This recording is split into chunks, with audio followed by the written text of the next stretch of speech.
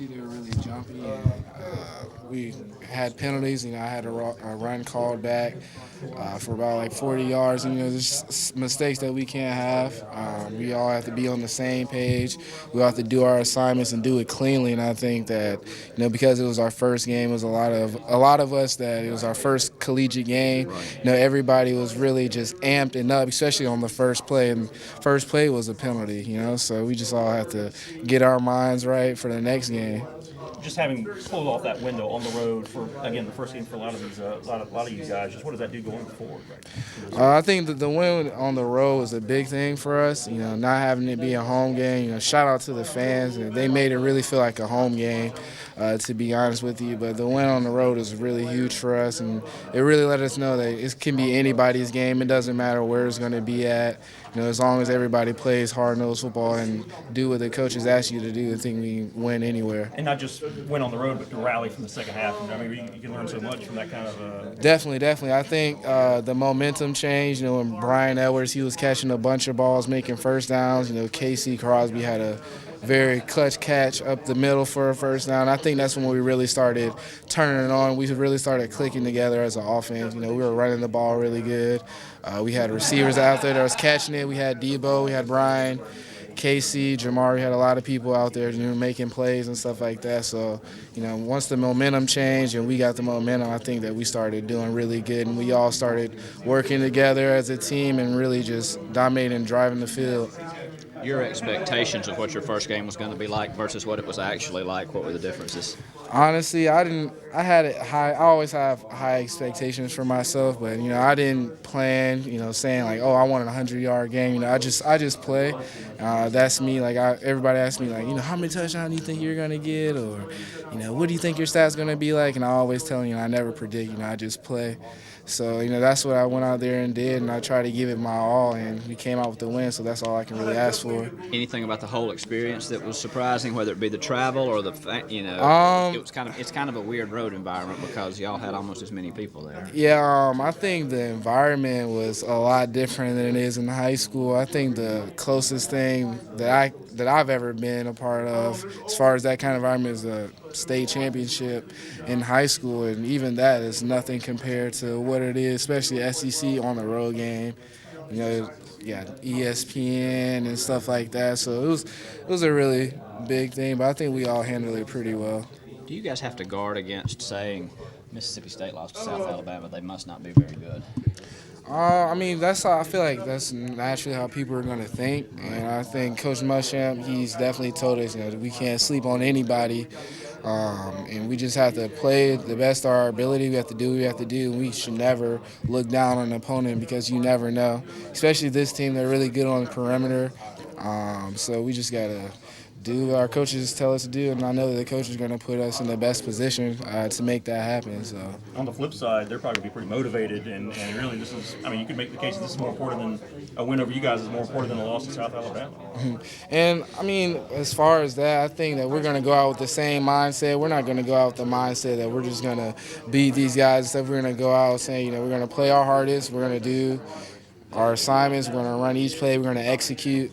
And do all that. So I just think that if we do that, we'll be fine. What was it like having a veteran like Elliott Fry out there for a lot of you first-timers, knowing that you had a guy out there kicking the potential game-winning field goal who'd been through the wars? Oh, it felt good. It felt great, man. Like having Elliott come on the field, it was his longest field goal, I believe, if I'm not mistaken.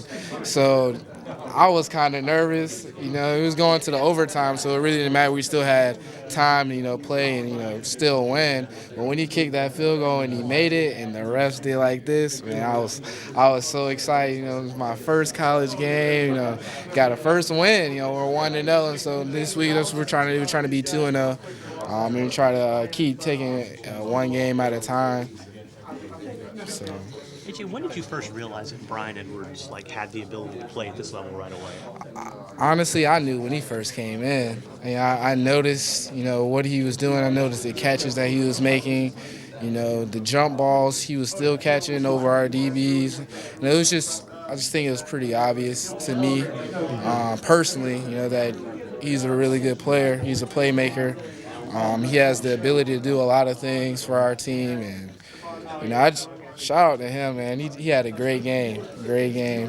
He caught a lot of balls for us, and he put us in some good positions on offense to score or get points on the board. So, I mean, were you surprised that here's this 18-year guy straight out of high school, who hasn't been through a spring practice or hasn't been through a year like you guys had, who was able to do what he was able to do at this level?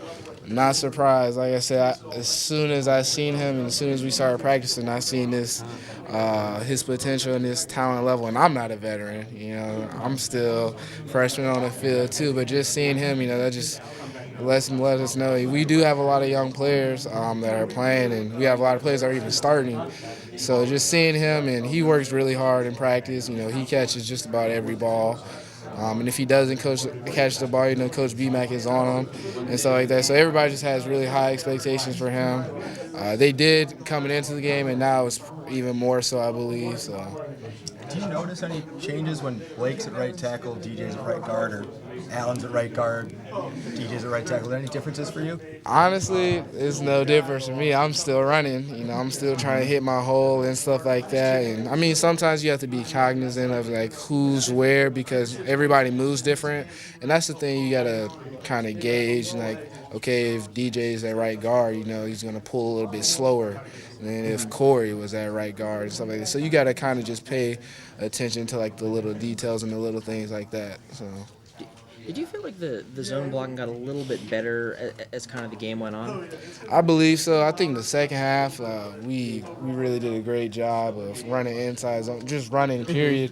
I think that's when, the first half we only had 4 run plays, and I believe the second half we started running more, and I think that's when we started getting into the groove and we started, driving the ball because we were calling like good plays, we're calling run plays. The run plays were working, still kept calling run plays. So I think Coach Roper, he did a great job the second half of calling out the plays and stuff, and for us, we did a great job of executing. So.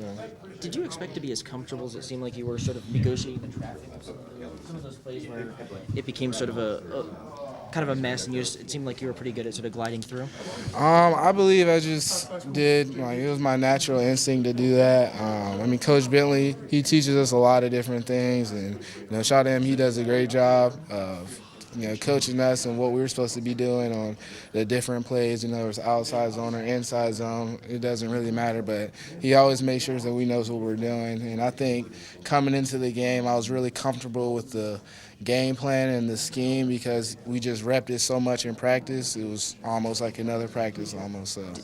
Did you guys run much outside zone or mostly inside? In the game, we run a lot of inside zone. In the second half, we started running a little bit of outside zone and outside sweeps and stuff like that. So I was gonna say, how good for you was it that it seemed like most of what you ran was either inside or that pin and pull, and those are both plays that were bedrocks of this team last year. How big is that for you for a comfort factor? Just honestly, I just rely on my linemen. So whether it's inside zone, outside zone, pin and pull, screen, whatever it is, I'm always going to rely on my linemen for them to block for me. And I know they're going to block for me. I'm going to run for them. So it really doesn't matter. You just got to depend on the line. And I really trust those dudes. With my life, I trust them with my body. And I think they trust me too. So we just got to keep moving forward.